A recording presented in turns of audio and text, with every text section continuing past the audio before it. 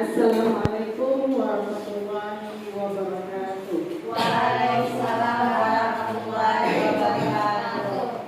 Bismillahirrahmanirrahim. Alhamdulillahirabbil alamin. Assalatu wassalamu ala asyrafil anbiya'i wal mursalin wa ala alihi wa sahbihi ajma'in. Alhamdulillah, terima kasih saya ucapkan yang pertama kepada Bapak Wakil Kepala Sekolah SDN 1 Awang, Bapak dan Ibu Dewan Guru rekan sejawat SDN 1 Awang. Pada kesempatan ini, puji syukur kehadirat Allah Subhanahu wa Ta'ala karena berkat rahmat dan taufiknya sehingga kita dapat berkumpul di sini dalam rangka pengimbasan materi modul 1.4 pendidikan guru penggerak. Ya, sebelumnya saya Siti Zulaiha, calon guru penggerak angkatan 10 Kabupaten Hulu Sungai Tengah, mengucapkan banyak terima kasih kepada Bapak Ibu sekalian yang telah memberikan waktu dan kesempatan kepada saya untuk menyampaikan materi pada hari ini. Baiklah, kita mulai saja. Yang pertama, konsep utama modul 1.4 pendidikan seorang guru penggerak, yakni tentang budaya positif. Ada beberapa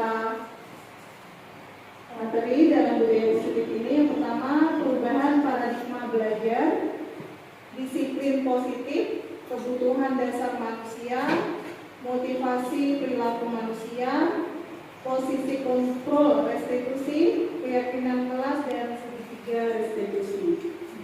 Kita akan bahas satu persatu materi yang saya tampilkan ini.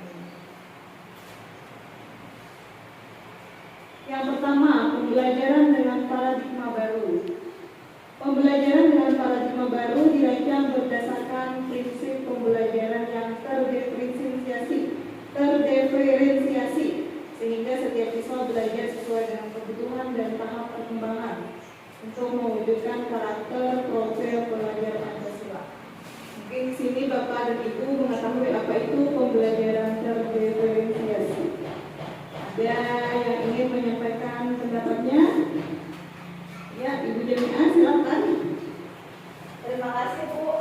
Menurut saya pembelajaran terdiferensiasi itu pembelajaran yang dapat memberikan sesuatu kebutuhan kepada peserta didik apa yang diinginkan, dan sebagai guru kita dapat memenuhinya.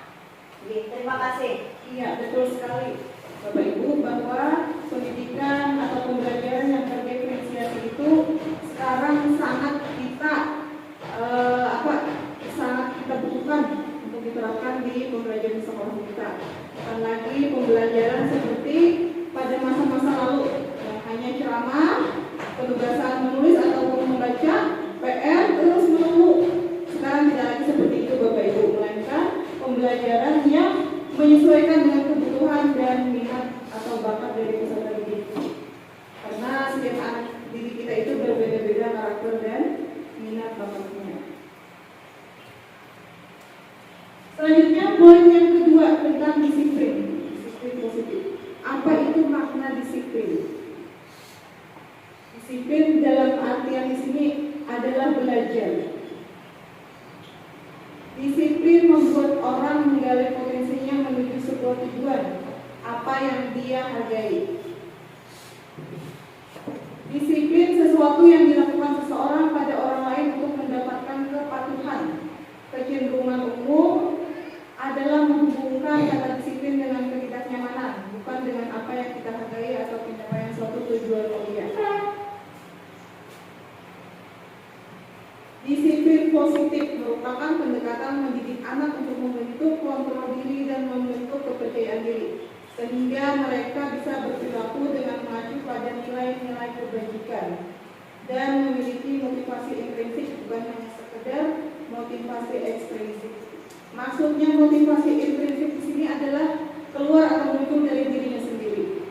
Bagaimana kepekaan dia untuk tetap mematuhi segala tata tertib atau aturan yang telah dibuat, tanpa paksaan, tanpa adanya tekanan. Nah, memunculkan motivasi intrinsik di sinilah yang harus kita kuasai dalam mendidik anak didik kita.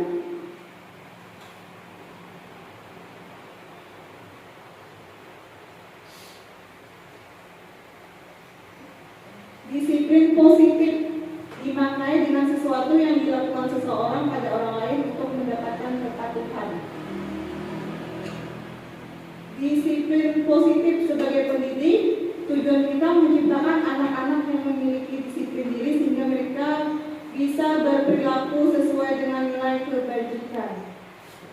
Disiplin positif merupakan salah satu cara yang bertujuan untuk menumbuhkan kesadaran serta memberdayakan anak melakukan sesuatu tanpa hadiah, ancaman maupun hukuman. Nah, ini yang mungkin masih sulit kita lakukan di sekolah kita karena anak-anak sekarang disiplinnya hanya takut dengan hukuman, bukan tumbuh dari kesadaran dirinya sendiri.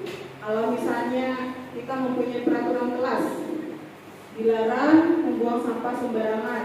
Kalau membuang sampah sembarangan nanti hukumannya membersihkan WC atau lari atau push up. Karena takut menghindari hukuman itu, lalu mereka mematuhi aturan. Nah, mungkin anak-anak kita selama ini sampai saat ini masih menerapkan metode seperti itu. PR kita untuk menciptakan disiplin anak yang tumbuh dengan kesadarannya sendiri atau yang keluar dari motivasi intrinsik. Selanjutnya ada beberapa kebutuhan dasar manusia. Yang utamanya ada 5 ini: bertahan hidup, kasih sayang, penguasaan, kebebasan, dan kesenangan. Mungkin dari kelima poin ini ada yang bisa menjabarkan kebutuhan kita untuk bertahan hidup. Ya, silakan Bu. Bertahan hidup, ya tentunya pasti Bu makan. Ya, Pasti betul. makan. Dimakan dan minum mungkin. Ya, kalau kasih sayang, bukan kasih sayang. Ya, pasti kita merasa ingin disayangi. Kalau anak-anak sayang dia. Kasih sayang. Kalau anak-anak ingin disayangi, dikasihnya oleh orang tua. Kalau istri pasti ingin disayangi oleh suami. Kalau murid pasti ingin disayangi oleh gurunya. Karena mendapatkan kasih sayang adalah kebutuhan dasar manusia. Kebebasan. Apa itu kebebasan? Kebutuhan akan pilihan kita. Betul sekali. Manusia mempunyai kebutuhan dasar kebebasan. Bebas berpendapat, bebas berdiri sendiri di atas kaki sendiri, bebas melakukan sesuatu yang disukai, bebas menjadi orang yang diinginkan. Kemudian lagi kesenangan.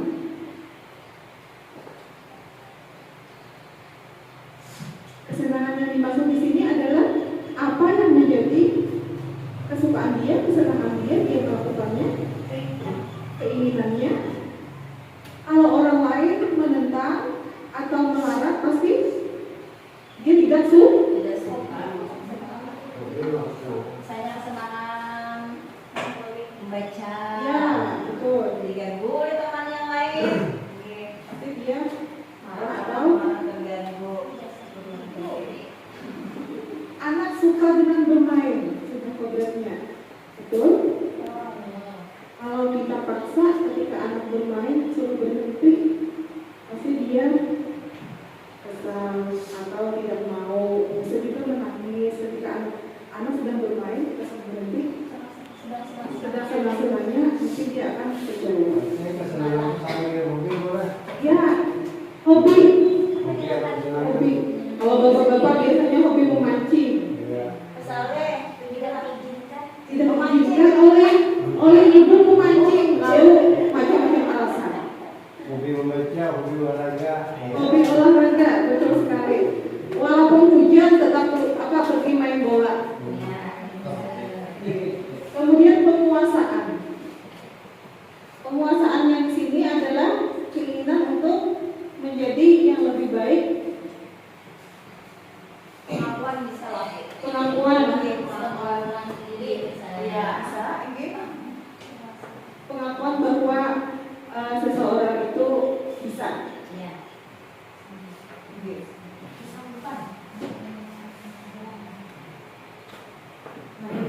Bapak Ibu, saya ada beberapa pertanyaan tematik. Coba kita perhatikan. Saya akan bagikan kertas. Silakan Bapak Ibu baca dan jawab sesuai dari pemahaman akademik Ibu.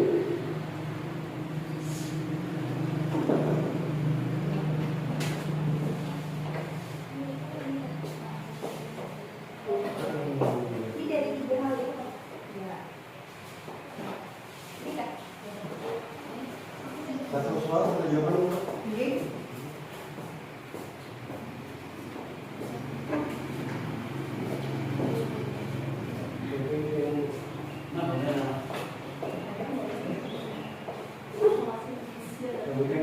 Ada 3 pertanyaan tematik. 1, hukuman dapat mendisiplinkan anak. Apakah Bapak Ibu setuju atau tidak?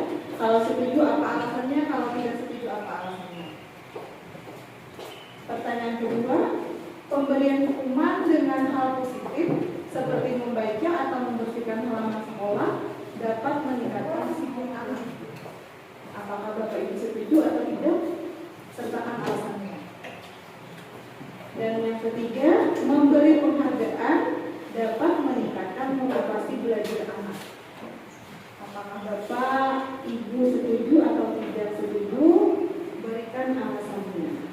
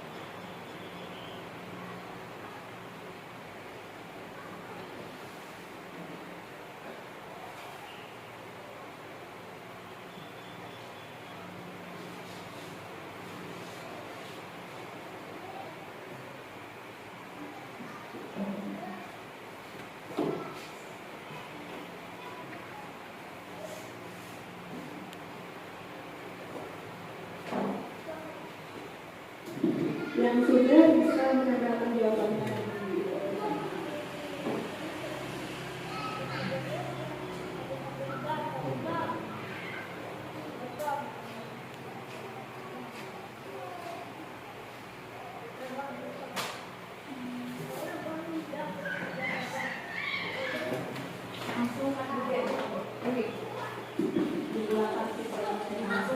Kalau setuju kok.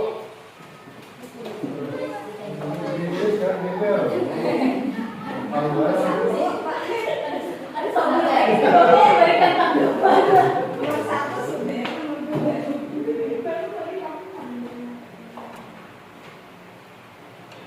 Hukuman dapat mendisiplinkan anak. Lagi dari Pak Le. Wow, dia paling besar.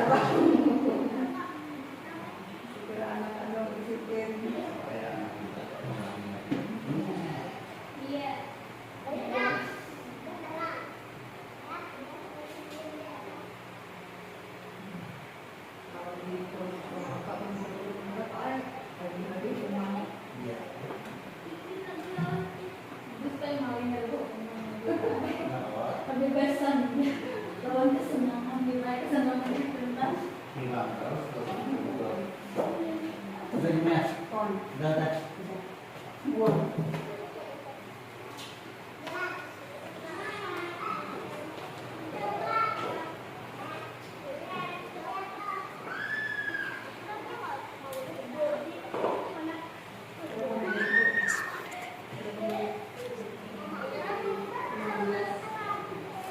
Tuhan tunggu gue nih. panjang gua dari itu lagi kelas 8 Ayo lu seperti ini ngomong satu ini dia pilih. ada orang lain aja putih juga udah pada kan sejuran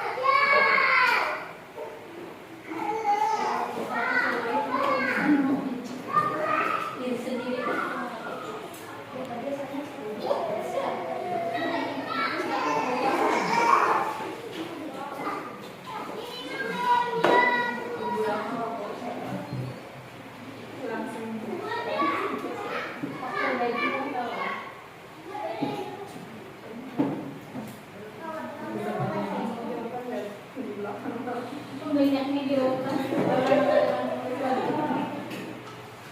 profesor ada dengan pemikiran benar-benar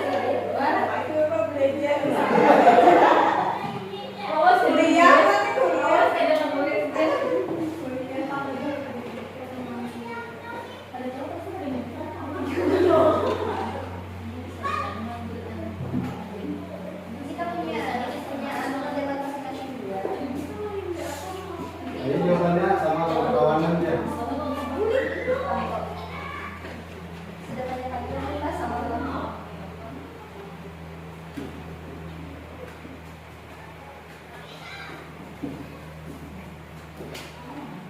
Sudah semua?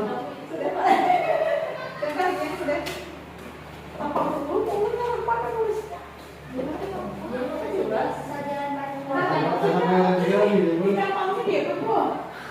buka Ditambah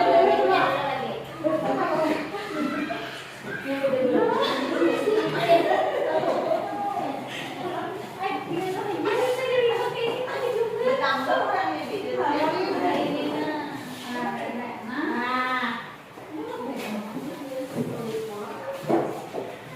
Ya, aku sama orang yang nih.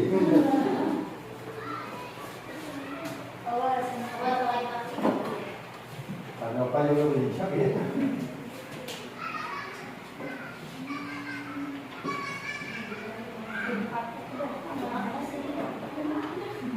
Oke, jabaran lagu belanjaan sekali. Oh, simpel juga tapi sekali banget profesional. Sudah bisa Bapak Ibu semua? Ya. Dari beberapa jawaban di sini ada yang setuju, ada yang tidak setuju.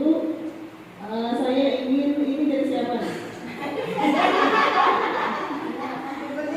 Ibu Dina, coba jelaskan.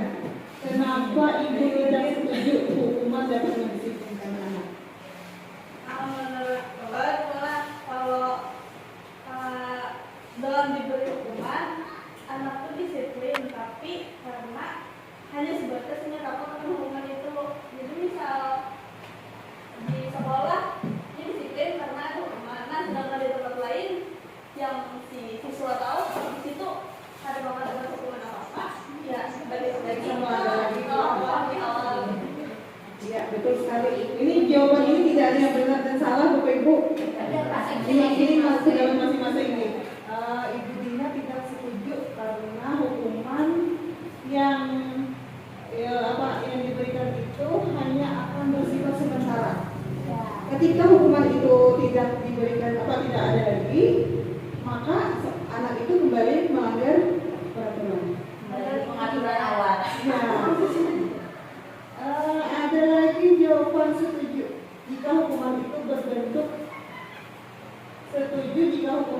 tidak berbentuk hukuman fisik atau hukuman yang membuat trauma anak-anak, melainkan hukuman dengan hal positif. Contohnya hukuman yang positif seperti apa? Yang menulis tahu bukan? Yang menulis Yang lain boleh juga berpendapat Bu. bisa silakan. Jadi seperti berarti sekali membaca, berikan halaman. Berarti pemberian hukuman dengan hal positif seperti membaca atau membersihkan halaman sekolah dapat meningkatkan disiplin anak. Setuju, Bapak Ibu? Alasannya karena dapat mendisiplinkan. Yang nomor 2. Alat pertanyaan yang ketiga, memberi penghargaan dapat meningkatkan motivasi belajar anak. Setuju juga. Semuanya setuju kecuali Ibu Dina. Sama punya saya.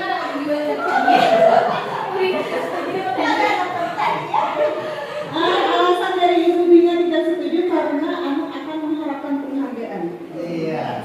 Kalau tidak ada hadiah atau penghargaan, dia tidak melakukan disiplin tersebut.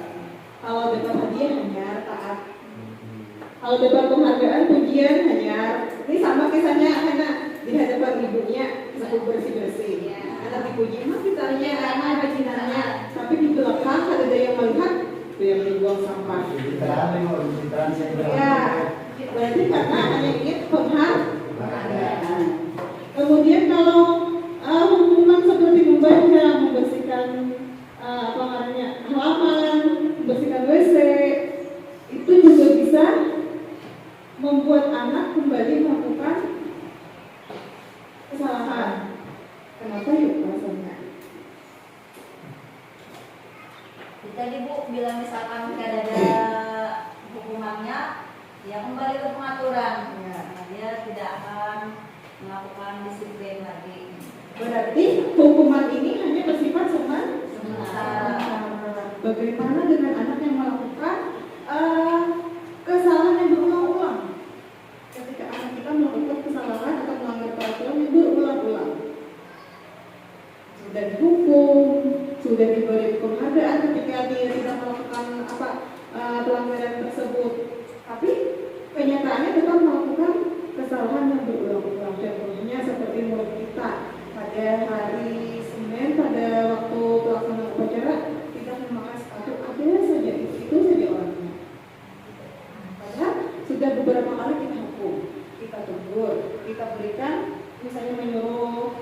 membersihkan WC. Kita puji pada saat dia memakai sepatu, tapi berikutnya melakukan hal yang sama lagi. Mungkin latar belakang ini mungkin jadi dulu. Latar belakang anak dari keluarga mungkin Kak.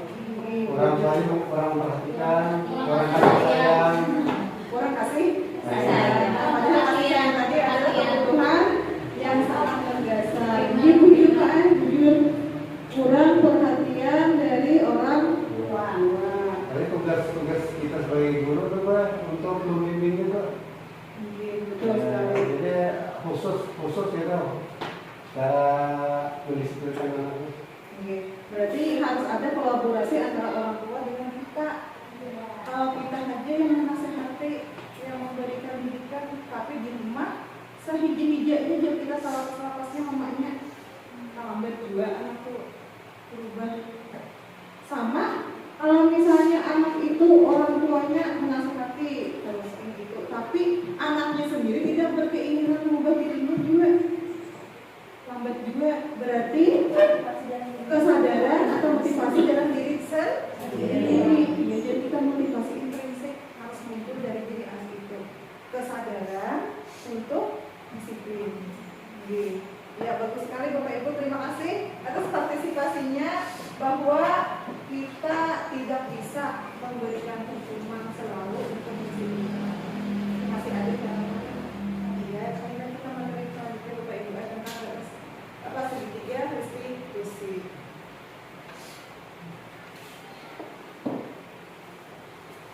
Dihukum oleh penghargaan. Penghargaan berlaku sama dengan hukuman dalam arti meminta atau membujuk seseorang melakukan sesuatu untuk memenuhi suatu tujuan tertentu dari orang yang meminta atau membujuk.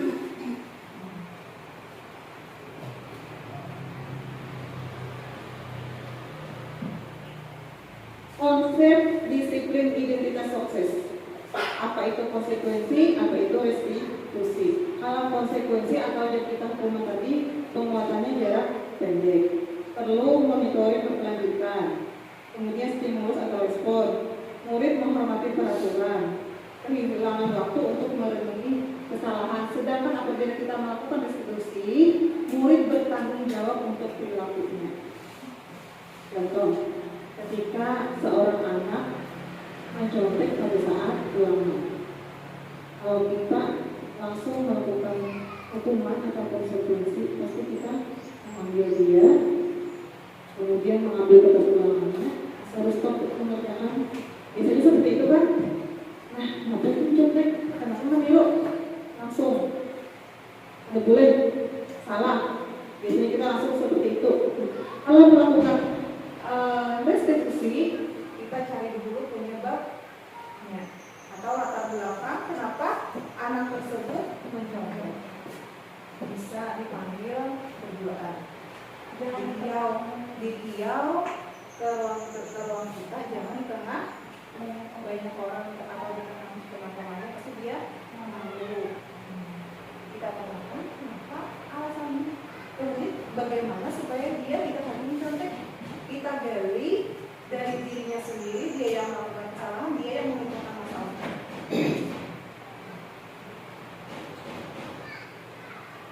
Ini ada beberapa contoh tindakan, apakah termasuk hukuman atau konsekuensi. Mencatat 100 kali di dalam buku kalimat, saya tidak akan terlambat lagi karena terlambat ke sekolah. Apakah termasuk hukuman atau konsekuensi? Konsekuensi. Saya tidak akan terlambat lagi. Mencatat satu mat saja. Ibaratnya ada jawabannya. Berarti kan boleh lah, mengulang-ulang kepala yang itu hukuman. Lari mengelilingi lapangan basket 2 kali karena terlambat hadir ke sekolah. Nah, jelas yang berkaitan langsung dengan fisik. Ya. Murid diminta untuk push up 15 kali karena tidak menggunakan masker di sekolah. Nah, menggantikan kertas tugas teman yang telah dicoret-coret. Konsekuensi. Ya, ini yang dibedakan antara hukuman dan konsekuensi. Kalau hukuman pasti kita marahi atau kita pukul. Nah, hukuman. Kalau konsekuensi Pak, beda tanggung jawab. Membersihkan tumpahan air di meja tulis karena tersenggol pada saat belajar. Konsekuensi. Murid disuruh untuk tidak mengenakan sepatu seharian di sekolah karena tidak mengenakan sepatu hitam. Hukuman. Coba kita lihat. Nah, Iya, hukuman. Yang terakhir, lari mengelilingi lapangan basket 2 kali karena terlambat 10 menit untuk pelajaran PJOK. Konsekuensi. Karena sesuai dengan mata pelajaran. 10 menit lari pada saat pelajaran PJOK. Pas Pelajaran. Ini pemanasan lagi kita les. Iya. Ini pemanasan dia Terlambat, masih terlambat. buka.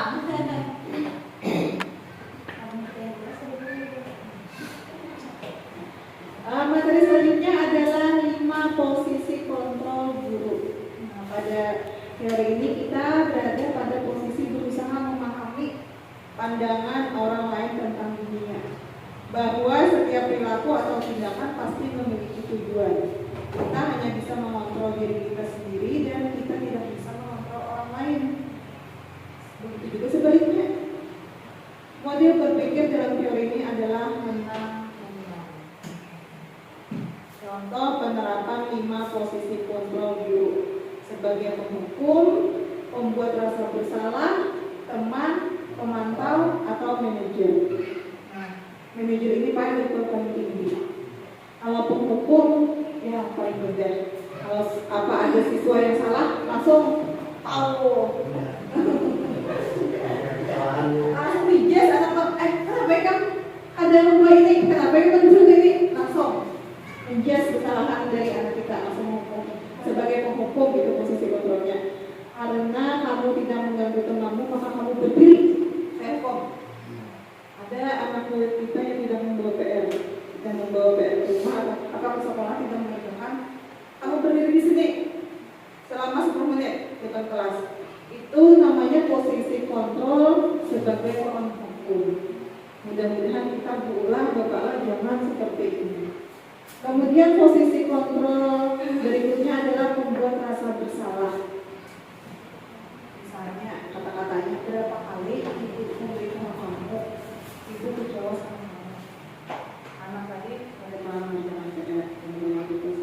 Berapa kali maksudnya ibu lagi, ibu gawe PR. Kenapa? Dia memang kecewa ibu. Kenapa? Gawe PR terus ibu. Itu posisi kontrol kita sebagai membuat rasa bersalah. oke, habis mulai. Iya, ini macam-macam alasan anak-anak. Ada alasan anak. Habis buku. Nah, pertanyaan seperti itu adalah posisi kita sebagai membuat rasa bersalah. Kemudian yang ketiga, posisi kontrol sebagai teman. Contoh kata-katanya, ayolah jangan mengganggu temanmu. Ibu bangga sama kamu. Misalnya lagi pengertian. Ini baik diulung. Membela diri. Membela diri si anak pasti Pak. Dia bagi 2, masa itu kan ada masalahnya. Sama pada bujur kedua ya. Sama. Lalu bagaimana kita cara mengatasinya? Menyambar apa gimana gue? Bagaimana cara menghadapinya? Kalau kita sebagai penghukum langsung aja ngolah. Bujur 2, jalanin ya. Jamur kedua. Kalau kita posisi sebagai teman, apa sih makan kawan, aja sama kawan gitu. Nah, inilah Pak, kita panggil baik-baik. Padahal punya ibu tuh bangga bila punya mangganya baik-baik sama kawan. Nah, itu kita merasa apa posisi kita sebagai teman. Ada tujuan dengan tinggi. Yang keempat, posisi pemantau. Kamu sudah melanggar aturan karena mengganggu temanmu. Kamu tahu tidak konsekuensinya. Kamu tahu tidak apa akibatnya. Kamu tidak mengerjakan PR. Kamu tahu tidak apa konsekuensinya. Itu sebagai pemantau. Yang terakhir, posisi yang paling tinggi adalah manajer. Apakah kamu tahu kesalahan yang kamu buat? Kira-kira bagaimana kamu akan memperbaiki kesalahan ini? level tertinggi sebagai manajer. Banyak sudah kita menerapkan ini Bapak Ibu, tapi kita pada sadar, oh ini karena posisi kontrol biar kita tahu caranya. Padahal Bapak Ibu sudah menerapkan posisi manajer, cuma kita harus tahu caranya bahwa itu hanya posisi manajer. Contohnya, anaknya bakal lahir tapi kita panggil berdua. Ya, tahu apa jadi tiga posisi? Itu sudah tuh kita melakukan posisi manajer. Kenapa kita kayak ini? Kenapa kita lagi? Karena Mas Eko menjawab ulang ini Bu Ai, iya mau berlawan pada dulu, iya mau malu pada dulu. Kemudian biar betulah ini baikkah salahkah? Ini bujutkah ada? Ada di anaknya. Salah Bu Ai belum lagi. Bukan salah. Kenapa dia melakukannya? Kira-kira sebabnya yang melakukan lagi itu salah ini apa? Itu posisi yang paling tinggi sebagai pemimpin. Mudah-mudahan kita bisa menerapkannya. Nah, ada pertanyaan, saya kecewa sekali dengan kamu. Posisinya sebagai pembuat orang merasa besar. Kamu tidak pernah benar melakukannya. Langsung menjas hukum. Ayo lakukan demi ibu atau bapak. Teman. Apakah kamu mau mendapatkan stiker bintang hari ini? Komentar. Bagaimana kamu bisa menyelesaikan masalah ini? Nah, demikian. Kamu selalu yang paling terakhir. Nah, ini kan dari kita sadari juga Pak Ai, ada memperlakukan anak dengan posisi kontrol hukum. Ini terlambat dekat. Apa ya? Terlambat dekat. Ada sadar kita. Padahal seharusnya kita bukan diri baik-baik. Kita kan tahu karena pernah Pak ada ulun pengalaman dulu waktu sebelum mengajar di sini. Ada anak terlambat terus di kelas ulun mengajar waktu kelas 6. Pasti terlambat terus. Ulun terus saya kan juga terlambat terus di ulunnya. Karena esok hari ya pulang terlambat terus apa? Langsung ulun di situ ada jaga-jaga langsung nih alasannya beri kesempatan ini mengutarakan dulu kan. Langsung ulun jangan kerjakan ini tak masalah begitu. Habis itu asal beberapa kali kayak itu asal minyak dulu ulun kan diri tulis. Oh sekalinya Pak Ai. Ini kalau pagi itu berimuk dulu. Berimuk aja. Mamanya ke pasar subuh pesan menyayur. Jual sayur-sayuran. Jadi dia mamanya ini boleh berimuk dulu ading. Bila ulun datang kalau itu langsung keluar. Baju dua, mama abahnya jual besar. Padahal bapak saya itu menjadi adik dari mama. Kami pulang dan mama abahnya mulai tengah malam memasak sayur. Bukan jadi asal bersalahnya laluan. Hukumnya ada menyarikinya memberikan tugas yang berlebihan. Dengan kesalahannya selalu terlambat tuh tanpa mengetahui latar belakang dari anak tersebut.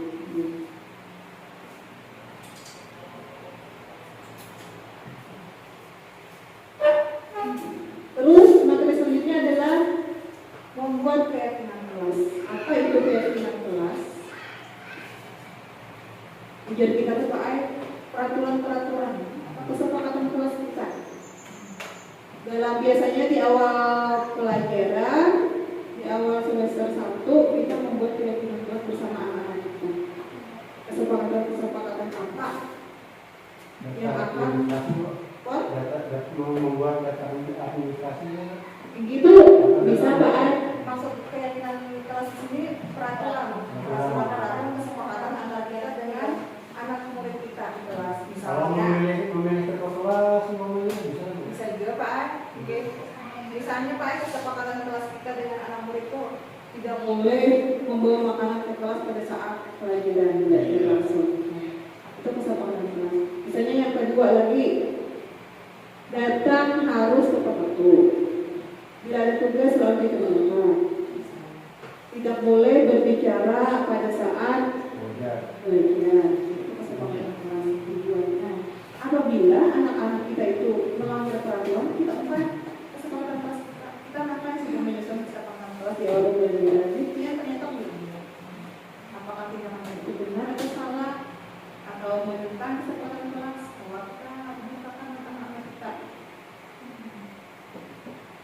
Kira-kira dia pasti juga melakukan sudah kesepakatan kelas dengan anak-anak yang di kelas. Iya, Bu. Oke.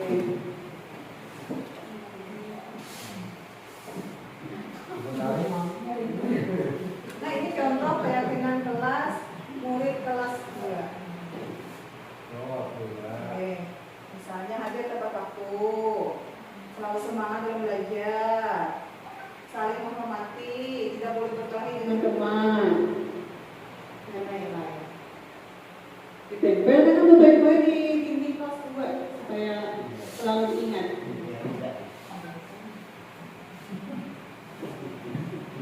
Ada beberapa contoh peraturan. Selalu kembalikan buku ke tempatnya. Ini mesti apa Pak? Kira-kira saya bertanggung memberikan buku ke asalnya, memberikan buku ke tempatnya. Ini Pak Ayah berat, Pak Ayah kalau tidak dibiasakan dari kecil sampai benar kita kadang lupa buat. Ibu mau ambil itu ada tabungan tempatnya. Pas baca cari, abur mencari-cari. Sama kayak di rumah Pak Ibu atau laki atau bini kita, gimana aja kopiahku ya, gimana aja tanganku, padahal yang memakai bukan kita. Nah, ada ingat kada dikembalikan ke tempat. Nah, gitu. Kemudian dilarang mengganggu orang lain, termasuk sikap menghormati orang lain. Hadir di sekolah 15 menit sebelum pembelajaran dimulai. Berkomitmen menghormati orang lain. Dilarang melakukan kekerasan demi keselamatan, menghormati orang lain. Dilarang menggunakan narkoba, kesehatan, bergantian atau menunggu giliran, menghormati orang lain, menanamkan sabar, menggunakan masker, kesehatan, keselamatan. Jangan berlari di kelas atau koridor, keselamatan dan keamanan.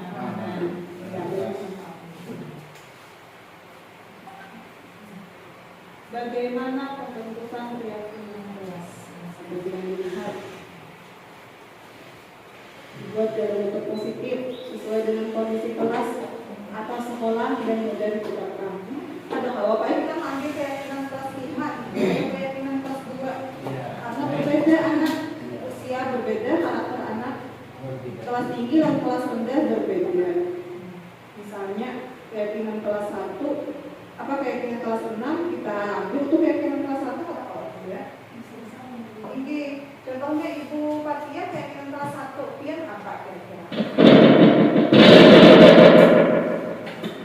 Biasanya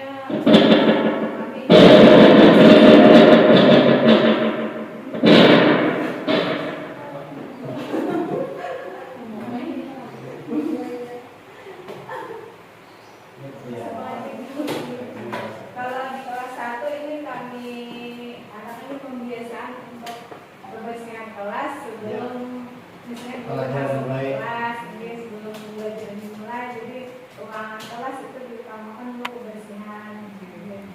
Supaya anak-anak itu bertanggung jawab, misalnya untuk ada apa itu namanya tugas kebersihan. Nah, jadi itu kan pembiasaan anak untuk melatih diri itu untuk membersihkan kelas.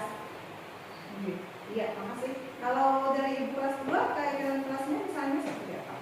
Salah satu keyakinan kelas dari kelas 2 itu contohnya buang sampah pada tempatnya. Di situ setelah membaca buku atau minjem buku di lemari dikembalikan lagi ke dalam lemari.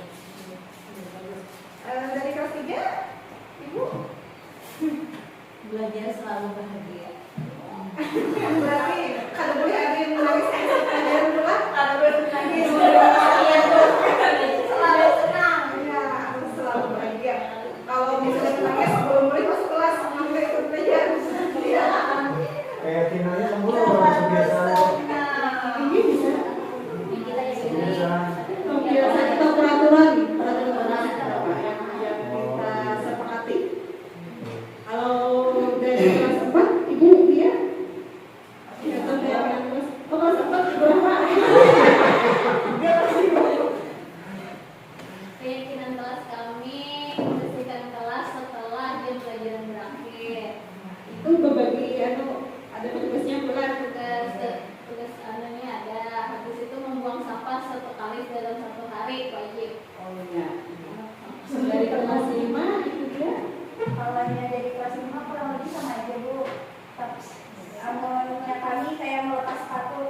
kalau yang masuk ada juga konsekuensinya apa. Habis itu mengerjakan semua tugas yang guru berikan, mengerjakan sesuai dengan tiket juga. Aku itu menjaga lingkungan sekitar doa, misalnya kayak ulun murid, berarti lingkungan ini tanggung jawab ulun untuk menjaga kebersihan juga. Berarti kalau masuk kelas sepatunya diletakkan di tempat sepatu di kelas ini. Dari kelas 6 Bapak? Sama gue jadi kelas 1. Berarti hebat kelas Ini 6. paling banyak dari kami gue. Iya. 1 sampai 6. Berarti kayak kalau Pak di dinding kelas dia. Ini kayak ada loh. Mantap kelas 6. Hebat, olahraga. Dari Bapak olahraga ada keyakinan Disiplin. Nah, jangan lupa pakai sepatu, pakai baju kaos.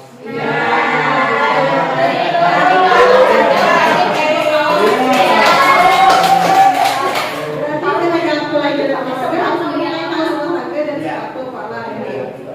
Bagaimana belum? Ya kalau dari guru pendidikan agama Islam,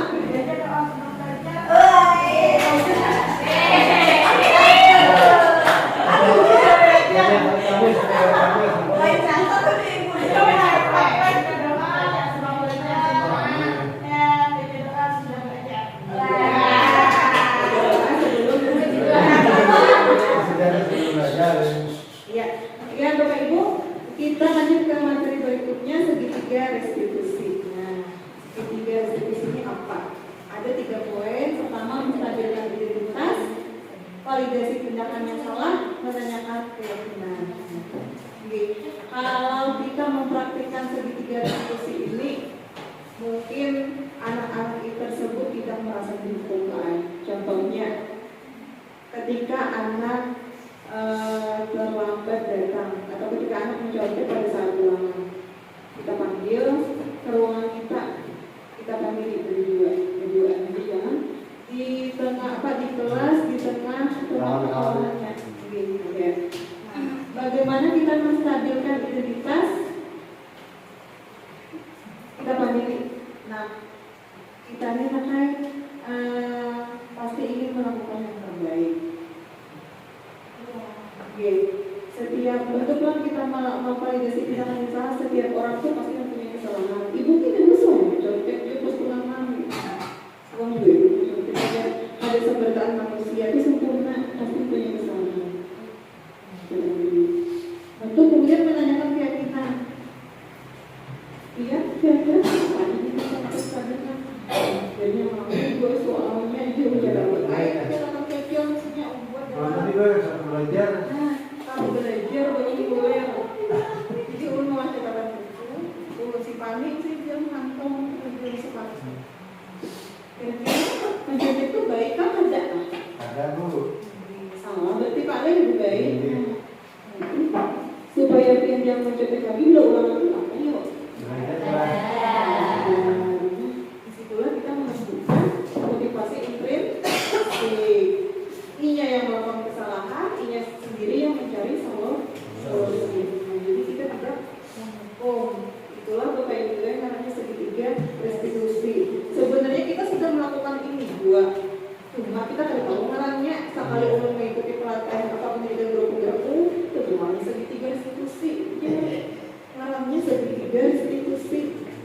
Padahal kita sebenarnya sudah menerapkan, tapi kita tidak tahu namanya. Mudah-mudahan di setiap permasalahan kita yang kita temui di kelas atau di sekolah kita dapat melakukan segitiga restitusi untuk menumbuhkan motivasi intrinsik pada anak. Bisa pada langsung mendukung atau menjadi anak. Gambarnya Pak Erin. Segitiga restitusi, menstabilkan identitas, memvalidasi kebutuhan, lalu menanyakan keyakinan. Ya, ingat kalau di awal pelajaran kita sudah mengolah keyakinan kelas bahwa kami boleh mencontek. Ingat Bu, dulu terlebih melakukan mengulanginya dari diri sendiri kita terbuka.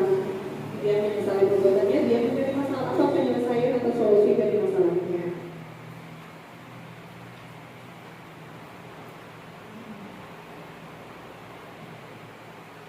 Tapi supaya itu Alhamdulillah. Demikian materi yang dapat saya sampaikan. Terima kasih atas segala perhatian dari Bapak Ibu. Semoga kita dapat mengambil manfaat dari yang telah saya sampaikan dan dapat menerapkannya di lingkungan kelas ataupun sekolah kita. Sekali lagi terima kasih. Saya ucapkan Assalamualaikum warahmatullahi wabarakatuh. Waalaikumsalam warahmatullahi wabarakatuh. Assalamualaikum. Selamat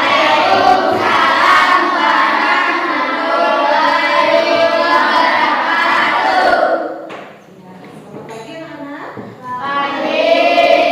Bagaimana kabar kalian hari ini? Alhamdulillah. Sudah baca doa? Belum. Baca doa dulu.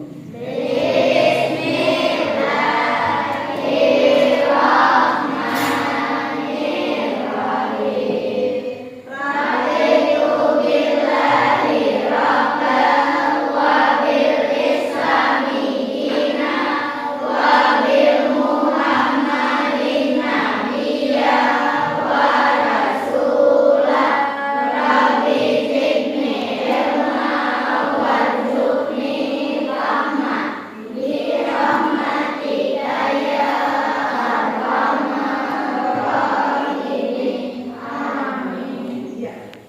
Terima kasih anak-anak Ibu. Alhamdulillah kalian sudah memasuki semester 2. Hari ini hari pertama kalian turun ke sekolah di awal semester 2 ini. Sebelum kita memulai pelajaran, kita akan membuat keyakinan kelas terlebih dahulu. Apa itu keyakinan kelas? Siapa tahu? Keyakinan kelas adalah kesepakatan atau peraturan-peraturan kelas yang kita sepakati bersama. Ibu akan membagikan kertas ini kepada kalian masing-masing, kertas 1 ya. Kalian tuliskan di kertas ini kira-kira peraturan apa yang kalian inginkan di kelas kita. Paham? Paham.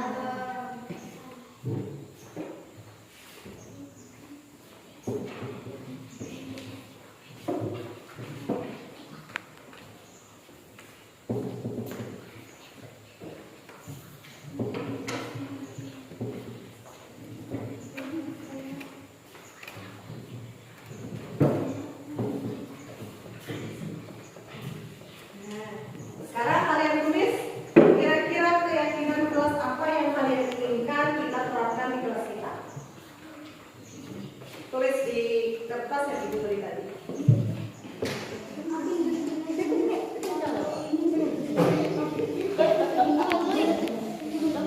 Yang lain? Yang bagian dulu?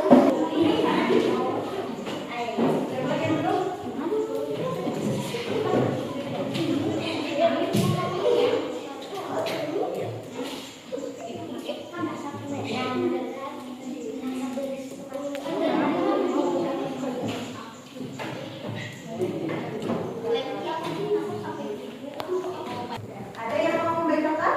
Maju ke depan. Coba ya Kak sini.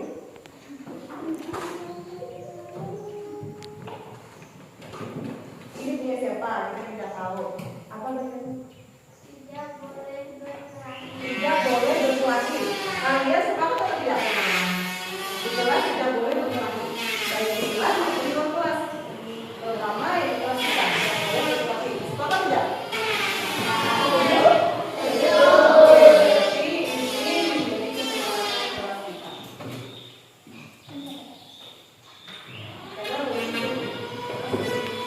Yang kedua, ngajarin yang dulu. Kan diterapkan di kelas kita.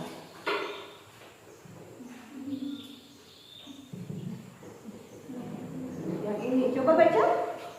Tidak pakai sepatu, jangan buang sampah.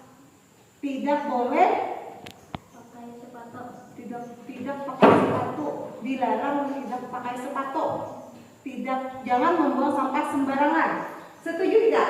Setuju. Setuju. Oke, ini menjadi keyakinan kelas kita atau kesepakatan kelas kita. Silakan tutup penjelasan keyakinan kelas yang perlu teman-teman ini yang mana yang Arif inginkan kita terapkan di kelas.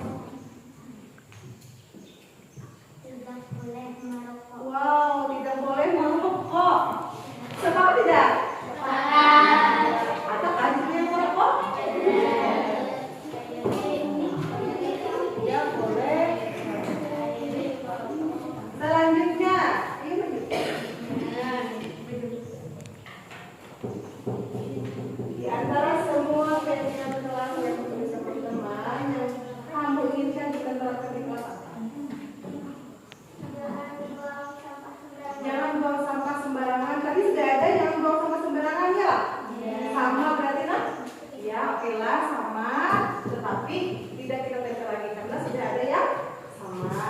Oke, setuju? Setuju. Ya, selanjutnya maju, maju dong. Yang mana? Pilih.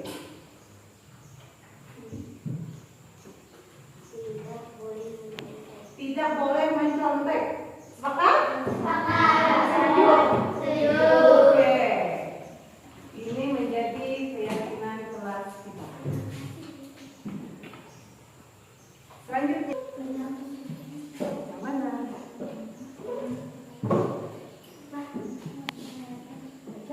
Tidak boleh membuang sampah ke kelas. Tidak boleh membuang sampah di kelas. Tadi ada sudah ya Pak? Ada sudah, tidak boleh membuang sampah di kelas. Sudah kita sepakati, sudah kita setujui. Namun sama, oke. Tapi tidak kita tempel lagi karena sudah sama ada di sini. Ya, terima kasih. Selamat duduk. Selanjutnya, baca. Tidak boleh melaksanakan makan waktu pelajaran. Tidak boleh makan waktu pelajaran berlangsung. Sepakat? Sepakat. Setuju? Setuju. Oke, ini menjadi keyakinan kelas kita. Lanjut. Pilih. Baca. Tidak boleh mengejek teman. Setuju? Setuju. Sepakat? Sepakat. Oke, kita pilih. Jadi keyakinan kelas kita tidak boleh mengejek teman. Iya, terima kasih. Selanjutnya. Terus? Tidak boleh melanggar.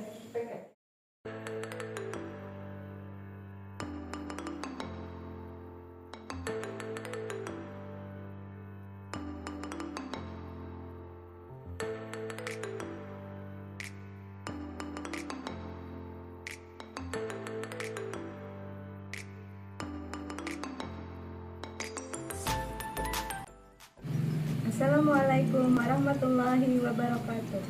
Perkenalkan, saya Ibu Fatia dari Wali Kelas 1. Saya rekan sejawat dari Ibu calon guru penggerak atas nama Ibu Siti Julaiha. Refleksi dari materi yang telah disampaikan Ibu tadi tentang aksi nyata budaya positif membuat keyakinan kelas yang dilakukan Ibu bersama murid-muridnya itu sangat menginspirasi saya dengan adanya ruangan belajar yang indah dan menyenangkan, kemudian suasana kelas yang kompak dan menyenangkan, serta kolaborasi yang akrab dan harmonis antara guru dan murid. Terima kasih.